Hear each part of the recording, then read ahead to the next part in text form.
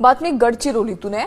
नीट परीक्षेत एआयद्वारे hi tech copy केल्याचा धक्कादायक प्रकार घडला। कडक तपासणी आणि त्रिस्तरीय सुरक्षा यंत्रणेला गुंगारा देत 2 विद्यार्थ्यांनी थेट परीक्षा केंद्रात मोबाईल दिलाय। या खळबळजनक प्रकारामुळे परीक्षा केंद्रांवरील सुरक्षा व्यवस्थेवर प्रश्नचिन्ह निर्माण झालंय। या प्रकरणात 2 विद्यार्थ्यांवर गुन्हा दाखल करण्यात आलाय।